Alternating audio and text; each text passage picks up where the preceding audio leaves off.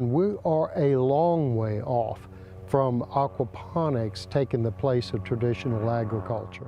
Purchasing local products means getting healthier and fresher foods, direct contact with food producers, stronger local economies, and most of the time, lower carbon emissions. However, not everyone has the opportunity or the luxury to do so. Fortunately, today, more young people who are into technology are embracing farming. Nowadays, farmers are looking more and more towards technological and scientific collaboration, as well as innovation, so that they can grow food in a more sustainable way. In this video, we're going to be talking about what the next generation of farming looks like and the most innovative projects around the world. But before we get into the video, don't forget to leave a like and subscribe to the channel with notifications on so you don't miss out on any of the new videos we post. Let's start the video with Sky Greens in Lim Chu Kang in Singapore. The little red dot is one of the most densely populated countries in the world. The metropolis has little room left for farming, and this is what prompted entrepreneur and inventor Jack Ng to create what he called Sky Greens. The system allowed him to grow more food in less space. People can think of it as a plant skyscraper. They have equipment that holds 32 trays of greens, which include spinach, lettuce, and a variety of Asian greens on a structure that is tall and narrow. The plants slowly rotate as if they're on a Ferris wheel, and this gives each tray an opportunity to get exposed to sunlight. They launched commercial operations in October 2012, and they have since harvested and delivered vegetables to Singaporean markets daily. Prinzessengarten in Berlin, Germany is also notable. This urban farm is located near the shadow of the former Berlin Wall. It's located between aging apartment blocks as well as unused subway stops and concrete walls filled with graffiti.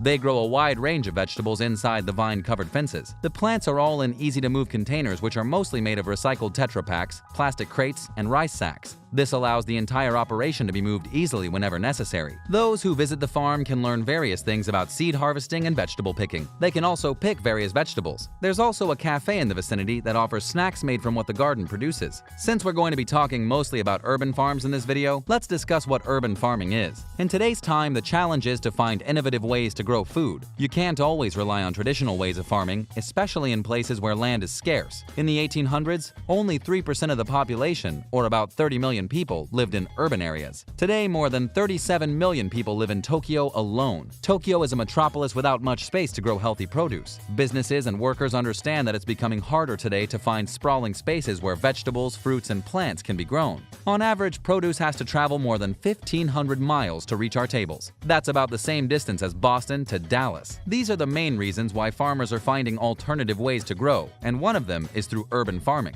This means farming in unconventional places such as high-rise buildings. Lufa Farms in Montreal, Canada is also changing the farming landscape. Lufa Farms is committed to creating a local food engine in Montreal. They have 2 sprawling rooftop greenhouses which have a total of almost 2 acres, where they produce a range of herbs, peppers, eggplants, and other vegetables. Their produce is packaged with locally sourced goods such as fresh bread, handmade pastas, and dark baking chocolate, which is then delivered to approximately 4,000 customers weekly. Lufa Farms also doesn't show any sign of stopping, as they have 2 more greenhouses in the works. They built the world's first commercial rooftop greenhouse in Montreal on an industrial building. They wanted to prove that year-round farming is more sustainable and smarter. Furthermore, it's also a more commercially viable way to feed large populations. Aside from rooftop farms, they also have a network of local farms and food makers because not everything can be grown on rooftops. They're also on the lookout for partners who have the same beliefs in transparency and sustainability with whom they can work closely for their online farmers market called The Marketplace. The Marketplace offers a selection of local products to consumers. Pasona Group in Tokyo, Japan is also worth more than a glance. Japan is another country where real estate is very pricey, so as much as possible, people use a single space for different purposes. Pasona Group understands that space is premium, and they've used theirs very cleverly.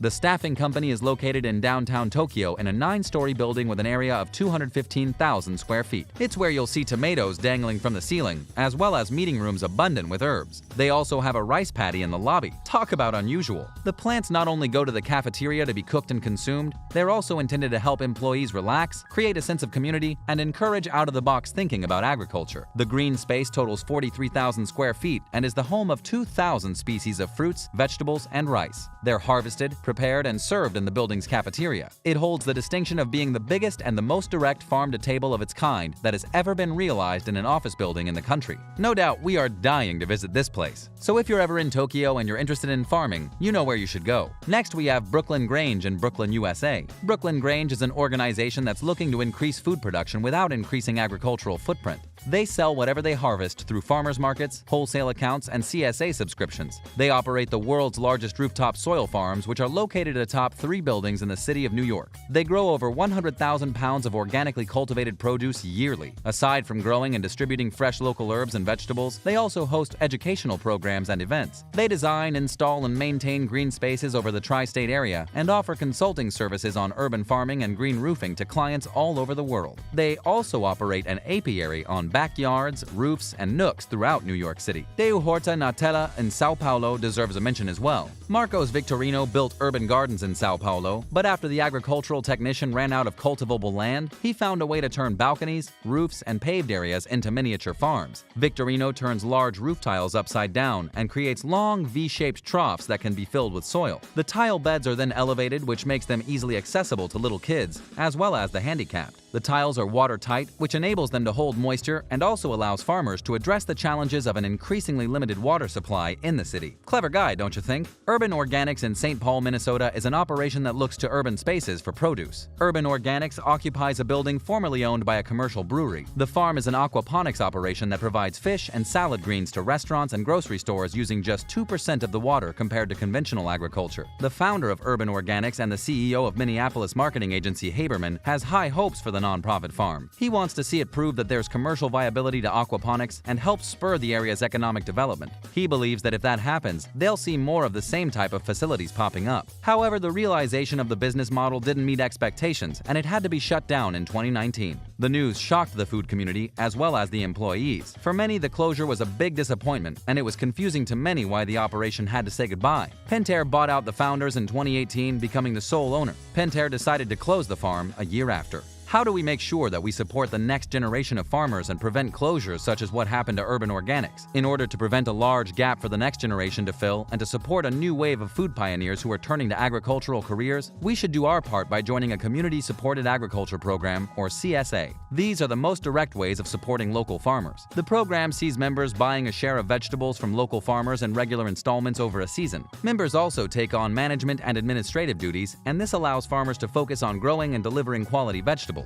Donating money to organizations that look out for the interests of farmers is also a noteworthy cause. Volunteering your skills and time can be very helpful as well. This allows them to spend more time nurturing the land when members pitch in their own skills. The Young Farmer Network, for example, is an organization that recruits volunteers for different tasks such as advertising and media planning. Last on our list is Grow Up Box in London. Grow Up was founded by Kate Hoffman and Tom Webster in 2013. They provide fresh produce for the city's iconic borough market. In 2014, they opened Unit 84, the country's first commercial-scale aquaponics vertical farm. From 2014 to 2017, they delivered food to consumers, restaurants, and shops all across London. In 2015, they developed their first bespoke salad mix for a London restaurant wholesaler. The following year, they won the Best London Leaves at the Urban Food Awards. In the same year, Grow Up was a finalist in the BBC Food and Farming Awards and was also featured on the BBC's Farming Today. The company was acquired by Vescor in 2019. Vescor is a spin-out from Estover Energy. In 2020, the company's High Care Development Lab opened its doors at the Agri Epicenter on the Harper Adams University campus. Additionally, there's also a parent company called Grow Up Urban Farms that consults with people looking to also create their own boxes and build their first commercial-scale aquaponics farm in London. Does your city have any next-generation kind of urban farming? Let us know in the comments section down below. Thanks so much for watching. Remember to subscribe, stay safe, and we'll see you in the next video.